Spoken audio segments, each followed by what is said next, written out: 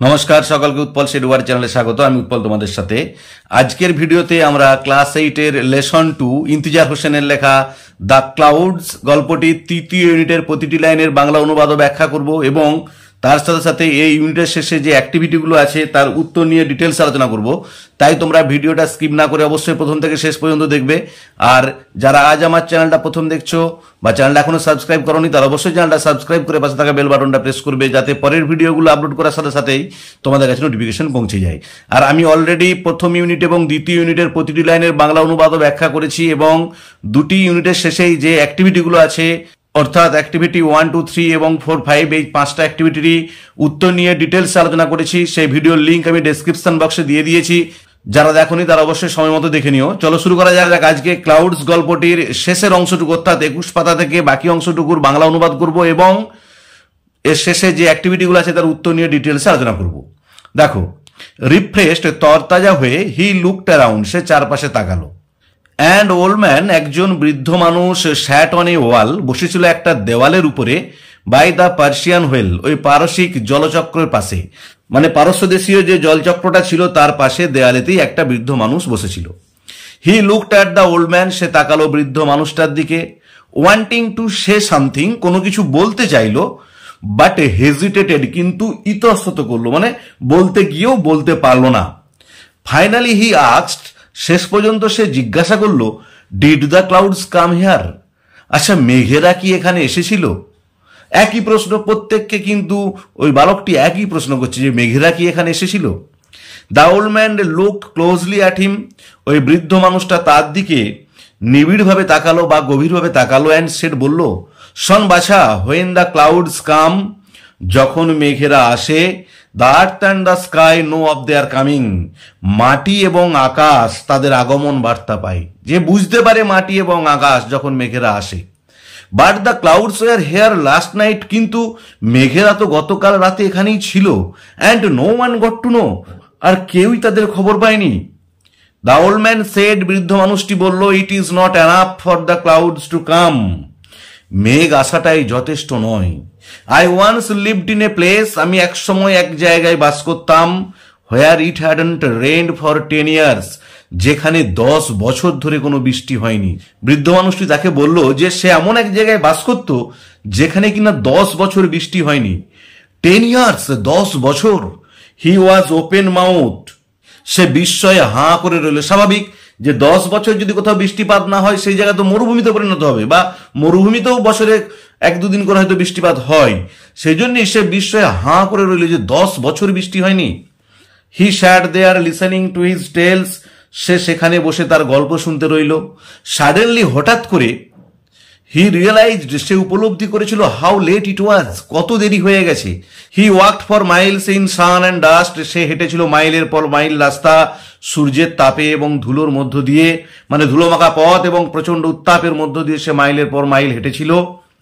হি went back, সে ফিরে গিয়েছিল, by the same dirt track, সে একই ধুলোমাখা পথ দিয়ে, he had taken to come there, যে পথ দিয়ে সে সেখানে এসেছিল সেই ধুলোমাখা পথ দিয়েই সে ফিরে গিয়েছিল।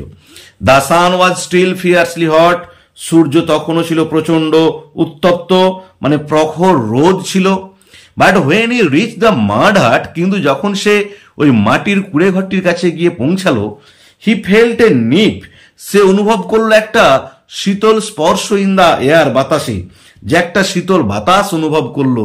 And the earth was damp under foot, আর বুঝতে পারলো পায়ের নিচের মাটিটাও ছিল স্যাঁতস্যাঁতে, যে মাটিটাও স্যাঁতস্যাঁতে আর বাতাসে একটা কেমন শীতল ভাব, একটা ঠান্ডা ঠান্ডা ভাব লক্ষ্য করলো।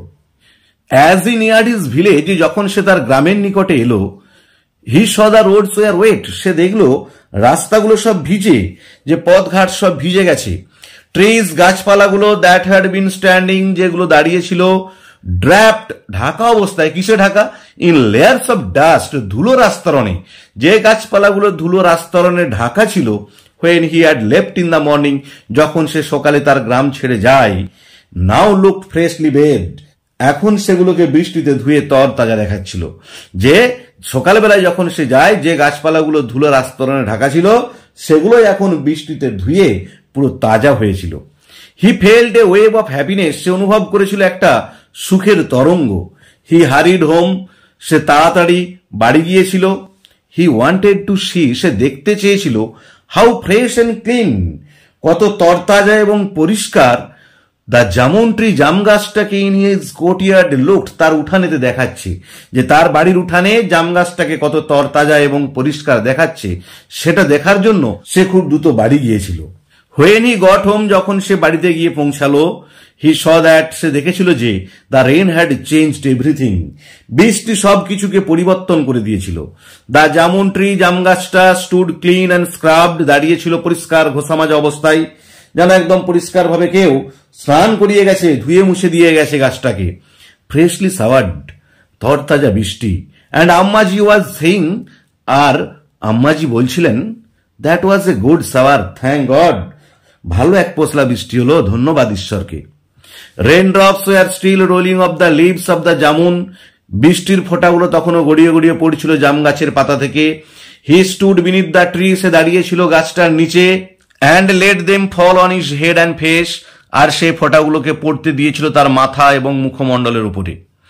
হি raised his eyes to the sky, সে তুলেছিল তার চোখগুলো আকাশের দিকে। অ্যান্ড স, দেখেছিল ইট ক্লিয়ার, এটা পরিষ্কার, যে আকাশের দিকে তাকিয়ে দেখলো আকাশটা পরিষ্কার। Without even a wisp of cloud, এমনকি এক টুকরো মেঘ পর্যন্ত নেই, যে মেঘের কোনো ছিটে ফোঁটাও দেখতে পাওয়া যাচ্ছে না। He had walked so far in the dust and sun, সে হেঁটেছিল এতটা পথ প্রচন্ড সূর্যের তাপে এবং ধুলোর মধ্য দিয়ে। In search of the clouds, মেঘেদের খোঁজে। অ্যান্ড ইন হিজ অ্যাবসেন্স, আর তারই অনুপস্থিতিতে, দে হ্যাড কাম, তারা এসেছিল। শেড দেয়ার রেন, ঘটিয়ে গিয়েছিল বৃষ্টিপাত। অ্যান্ড গন অ্যাওয়ে, এবং চলে গিয়েছিল, যে তারই অনুপস্থিতিতে মেঘেরা এসে বৃষ্টিপাত ঘটিয়ে চলে গিয়েছিল। তাহলে এখন আমরা প্রতিটা লাইনের বাংলা অনুবাদ করলাম। এরপরে দেখো এই লেসনের শেষে যে অ্যাক্টিভিটিগুলো আছে তার উত্তর নিয়ে ডিটেলস আলোচনা করব। প্রথমে দেখো অ্যাক্টিভিটি 6। অ্যাক্টিভিটি 6 এ কি বলা আছে? Feel in the chart with information from the text, যে চার্টটা পূরণ করো টেক্সট থেকে বা পাঠ্যাংশ থেকে তথ্য নিয়ে। দেখো আমি উত্তরগুলো লিখে দিয়েছি তোমাদের সুবিধার জন্য, লেখাগুলো কিন্তু ছোট ছোট একটু কষ্ট করে দেখে নিও। দেখো হোয়াট মানে কি, আর হোয়াই মানে কেন, মানে কারণগুলো লিখতে হবে। তোমাকে এখানে ফলগুলো দেওয়া আছে, একইভাবে কজ এফেক্ট পড়তে পারে, যেটা এফেক্ট, আর হোয়াইটা কজ, আর রিজন স্টেটমেন্টও পড়তে পারে এই একই কলাম দিয়ে। রিজনটা হচ্ছে হোয়াই আর স্টেটমেন্টটা হচ্ছে হোয়াট। দেখো এক একটা দেখো। The boy was open mouth, বালকটার মুখটা হাঁ হয়েছিল, মানে বালকটা বিস্ময়ে মুখটা হাঁ করেছিল। দেখো hearing that the old man lived in a place, এটা শুনে যে বৃদ্ধ মানুষটা বাস করত একটা জায়গাতে, where it had not rain for 10 years। একটু কষ্ট করে বুঝে নিও লেখাটা, যেখানে বৃষ্টিপাত হয়নি 10 বছর। আবার বলছি, হিয়ারিং দ্যাট, এটা শুনে যে the old man lived in a place, ওই বৃদ্ধ মানুষটা বাস করত একটা জায়গাতে, where it had not rain for 10 years, যেখানে 10 বছর কোনো বৃষ্টিপাত হয়নি। এবার দুই একটা দেখো। The earth was damp under foot, পায়ের তলার মাটি ছিল স্যাঁতস্যাঁতে। দেখো উত্তর হবে ইট হ্যাড রেইনড, বৃষ্টিপাত ঘটেছিল। তাহলে উত্তরটা হবে ইট হ্যাড রেইনড, বৃষ্টিপাত ঘটেছিল।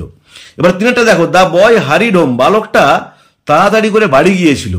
দেখো কারণটা কি হবে? হি ওয়ান্টেড টু সি, সে দেখতে চেয়েছিল, হাউ ফ্রেশ অ্যান্ড ক্লিন, কত তরতাজা এবং পরিষ্কার দ্য জামুন ট্রি লুকড, জাম গাছটাকে দেখাচ্ছিল, যে জাম গাছটাকে কত পরিষ্কার এবং তরতাজা দেখাচ্ছে। আবার বলছি উত্তরটা, হি ওয়ান্টেড টু সি, সে দেখতে চেয়েছিল, হাউ ফ্রেশ অ্যান্ড ক্লিন, কত তরতাজা এবং পরিষ্কার দ্য জামুন ট্রি লুকড, জাম গাছটাকে দেখাচ্ছিল।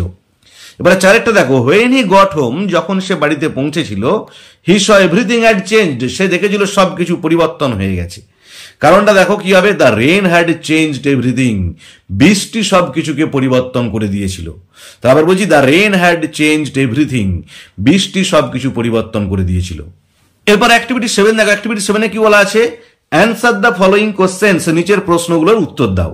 দেখো এরটা কি বলা আছে? What did the old man say, বৃদ্ধ মানুষটা কি বলেছিল অ্যাবাউট দ্য প্লেস, সেই জায়গাটা সম্পর্কে, হোয়ার হি ওয়ান্স লিভড, যেথায় সে একবার বাস করত।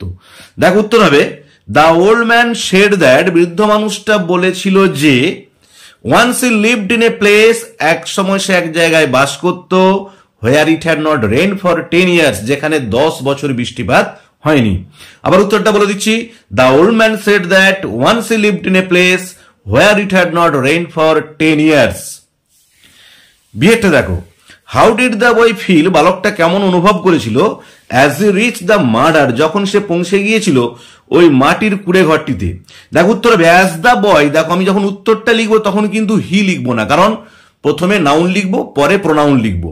এখানে দেখো প্রথমে নাউনটা দেওয়া ছিল দা বয়, পরে প্রোনাউন দেওয়া ছিল হি, কিন্তু আমরা যেহেতু অ্যাজ দিয়ে শুরু করবো তাই প্রথমে দা বয় লিখবো, পরেতে হি লিখবো। তাহলে as the boy reach the mud hut, যখন বালকটা পৌঁছে গিয়েছিল মাটির কুড়ে ঘরটিতে, he felt a nip in the air, সে বাতাসে একটা ঠান্ডা ভাব অনুভব করেছিল। And the earth was damp under foot, আর পায়ের তলার মাটিটা ছিল স্যাঁতস্যাঁতে। আবার বলছি, as the boy reach the mud hut, he felt a nip in the air and the earth was damp under foot. C এটা দেখো, what did the boy do, বালকটা কি করেছিল, as he stood under the jamun tree, যখন সে দাঁড়িয়েছিল জাম গাছটার নিচে। দেখো উত্তরটা বলছি, as the boy stood under the jamun tree, এখানে তো দেখো আমরা হি নয় দা বয় দিয়ে শুরু করবো। As the boy stood under the jamun tree, যখন বালকটা দাঁড়িয়েছিল জাম গাছটার নিচে, he let the rain drops fall on his head and face, সে বৃষ্টির ফোঁটাগুলোকে পড়তে দিয়েছিল তার মাথা এবং মুখমণ্ডলের উপরে। তাহলে আবার বলছি উত্তরটা, as the boy stood under the jamun tree, he let the rain drops fall on his head and face. D একটা দেখো, why did the cloud shed rain, কেন মেঘেরা বৃষ্টিপাত ঘটিয়েছিল in the absence of the boy, ওই বালকটার অনুপস্থিতিতে। দেখো এটা আমি দুটো উত্তর লিখেছি, তোমাদের যেটা ভালো লাগবে সেটা লিখবে। দেখো একটা লিখবে দ্য ক্লাউড সেড রেন, মেঘেরা বৃষ্টিপাত ঘটিয়েছিল in the absence of the boy, বালকটার অনুপস্থিতিতে, সারপ্রাইজ হিম, তাকে বিস্মিত করার জন্য, যে যখন সে বাড়ি ফিরবে এসে দেখে অবাক হয়ে যাবে। তাহলে উত্তরটা বলছি, the cloud shed rain in the absence of the boy to surprise him. আরেকটা উত্তর বলছি দেখো, ইনসিডেন্টালি, ঘটনাবশত, দ্য ক্লাউডস গট কন্ডেন্সড, মেঘেরা জমাটবদ্ধ হয়েছিল, অ্যান্ড সেড রেন, বৃষ্টিপাত ঘটিয়েছিল, in and around their village, তাদের গ্রামের আশপাশ অঞ্চলেতে, হোয়েন হি ওয়াজ নট দেয়ার, যখন সে সেখানে ছিল না। এটা কিন্তু ইনসিডেন্টালি, ঘটনাবশত, ইচ্ছাকৃত নয়। So the writer says that, সুতরাং লেখক বলছেন যে the cloud shed rain in the absence of the boy, যে মেঘেরা বৃষ্টিপাত ঘটিয়েছিল বালকটার অনুপস্থিতি। আবার বলছি ইনসিডেন্টালি, যে ঘটনাবশত, the clouds got condensed and shed rain in and around their village when he was not there. So the writer says that the cloud shed rain in the absence of the boy. এরপর activity 8 এটা দেখো, 8 কি বলেছে, underline the verbs, তোলায় দেখ দাও ভার্বগুলো, that denotes action, যেটা বুঝিয়ে দেবে কাজগুলিকে, which will be in progress at a time in future, যেটা ভবিষ্যতে কোনো একটা সময় ঘটবে, মানে যেটাকে আমরা ফিউচার কন্টিনিউয়াস টেন্স বলবো। দেখো ফিউচার কন্টিনিউয়াস টেন্স কখন হয় বা বাক্যের গঠন কি, তার উপর আমি ভিডিও অলরেডি আপলোড করেছি। যারা দেখোনি তাদের জন্য আমি ডেসক্রিপশন বক্সে ফিউচার কন্টিনিউয়াস টেন্সের ভিডিও লিঙ্ক দিয়ে দিচ্ছি, তোমরা অবশ্যই দেখে নিও, ওটা দেখলে তোমাদের কিন্তু বুঝতে অনেক সুবিধা হবে। দেখো আমি উত্তরগুলো তোলায় দাগ দিয়ে দিয়েছি। এটা উত্তর হবে I shall be reading a book next week, উত্তরটা হবে শ্যাল বি রিডিং। দ্বিতীয়টা you will be going to school tomorrow, উত্তর হবে উইল বি গোয়িং। তৃতীয়টা they will be visiting our house next month, উত্তর হবে উইল বি ভিজিটিং। এবার 8 বিয়েটা দেখো, 8 বিয়ে বলেছে underline the verbs that denote action that will be completed in the future, যে সেই সব ভার্বগুলোর তলায় দাগ দাও যেগুলো বুঝিয়ে দিচ্ছে কাজগুলিকে, যে কাজগুলো ভবিষ্যতে সম্পন্ন হবে, মানে future perfect tense. Future perfect টেন্সের উপর ভিডিও আমি আপলোড করেছি, সেই লিঙ্কও আমি ডেসক্রিপশন বক্সে দিয়ে দিয়েছি, তোমরা অবশ্যই দেখবে, না হলে কিন্তু তোমরা বুঝতে পারবে না বা পরীক্ষায় যখন পড়বে তোমরা কিন্তু উত্তরগুলো করতে পারবে না। দেখো এখানে তো আমি উত্তরগুলো তোলায় দাগ দিয়ে দিয়েছি তোমাদের সুবিধার জন্য। একটা দেখো, I shall have written the story by then, উত্তর হবে শ্যাল হ্যাভ রিটেন। দুইটা দেখো, he will have left before you go to see the doctor, উত্তর হবে উইল হ্যাভ লেফট। তিনটা দেখো, you shall have gone to the fair, উত্তর হবে শ্যাল হ্যাভ গন। এবার অ্যাক্টিভিটি 8 সি দেখো, রিড দ্য ফলোইং সেন্টেন্সেস, পড়ো নিচের বাক্যগুলোকে, identify the future continuous tense and future perfect tense, চিহ্নিত করো কোনটা ফিউচার কন্টিনিউয়াস টেন্স আর কোনটা future perfect, and fill in the table given below, নিচে যে টেবিলটা আছে, ছকটা আছে, যেটা পরের পাতায় দেওয়া আছে, সেই ছকে তোমাকে বস করাতে হবে। দেখো এখানে দুটো বাক্য আছে, I shall be playing in the field, এটা হচ্ছে ফিউচার কন্টিনিউয়াস টেন্সে হবে, আমি দেখবে তোমাকে পরের পাতায় ছকেতে করে দেখিয়ে দিয়েছি। আর she will have recited the poem, এটা ফিউচার পারফেক্ট টেন্স হবে। দেখো এখানে করে দেখিয়ে দিয়েছি ফিউচার কন্টিনিউয়াস, এই যে I shall be playing in the ফিল্ডটা, আর দ্বিতীয় যেটা ছিল she will have recited the poem, এটা ফিউচার পারফেক্টের ঘরে হয়েছে। তিনেরটা দেখো, you will have enjoyed the picnic, এটাও ফিউচার পারফেক্ট হবে। দেখো ফিউচার পারফেক্ট ঘরে লিখেছি you will have enjoyed the picnic. আর চারেরটা দেখো they will be coming soon, এটা হচ্ছে ফিউচার কন্টিনিউয়াস হবে। দেখো আমি ফিউচার কন্টিনিউয়াসের ঘরে লিখেছি they will be coming soon. এবার অ্যাক্টিভিটি 9 দেখো, অ্যাক্টিভিটি 9 কি বলা আছে, write the antonyms of the underline words, নিচে যে তলায় দাগ দেয়া শব্দগুলো আছে এর বিপরীত লিখতে হবে by using the prefix from the help box. যে হেল্প বক্সে যে প্রিফিক্স গুলো দিয়ে আছে ডিস, আন, ইম, ইল, এই প্রিফিক্স গুলো যোগ করে বিপরীত করতে হবে। দেখো আমি উত্তরগুলো তোমাদের বোঝার সুবিধার জন্য পাশে লিখে দিয়েছি। পসিবলটা হবে ইম্পসিবল, লেজিবলটা হবে ইললেজিবল, রিজনেবলটা হবে আনরিজনেবল, বিলিভসটা হবে ডিসবিলিভস। তাহলে আজকের ভিডিওতে আমরা ক্লাউডস গল্পটির শেষের অংশটুকুর প্রতিটি লাইনের বাংলা অনুবাদ ব্যাখ্যা করলাম এবং অ্যাক্টিভিটি 6 থেকে 9 পর্যন্ত প্রতিটি অ্যাক্টিভিটির প্রতিটি প্রশ্নের উত্তর নিয়ে ডিটেলস আলোচনা করলাম। ভিডিওটি যদি ভালো লেগে থাকে অবশ্যই লাইক, শেয়ার ও কমেন্ট করে জানাবে। আর যারা আজ আমার চ্যানেলটা প্রথম দেখছো তারা অবশ্যই চ্যানেলটা সাবস্ক্রাইব করে পাশে থাকা বেল বাটনটা প্রেস করবে, যাতে পরের ভিডিওগুলো আপলোড করার সাথে সাথে তোমাদের কাছে নোটিফিকেশন পৌঁছে যায়। আর প্রত্যেকটি লেসনের শেষে যে রাইটিং গুলো আছে, রাইটিং গুলোর উপর আমি এখন ভিডিও আপলোড করিনি, তবে তোমরা নিশ্চিত থাকতে পারো আমি পরেতে রাইটিং গুলোর উপরে আলাদাভাবে ভিডিও আপলোড করব। ভালো থেকো, ধন্যবাদ। দেখা হবে পরের ভিডিওতে। পরের ভিডিওতে আমরা আলোচনা করব হেনরি ওয়ার্ডসওয়ার্থ লংফেলোর লেখা অ্যান এপ্রিলে কবিতা নিয়ে। ভালো থেকো সবাই, ধন্যবাদ।